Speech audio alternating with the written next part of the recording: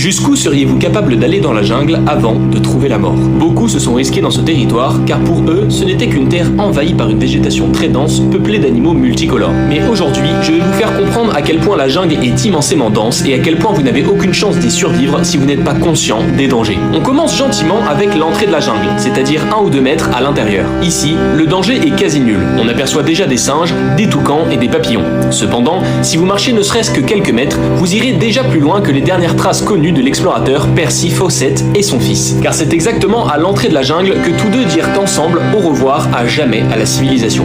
Et si je dis à jamais, c'est parce qu'on ne sait toujours pas ce qu'ils sont devenus. Malgré des dizaines de recherches, pas de corps, pas de traces. Leur histoire a comme été effacée au cœur de l'Amazone. D'ailleurs, même si le danger est moindre car nous ne sommes qu'au début du voyage, il y a cependant déjà une consigne à respecter.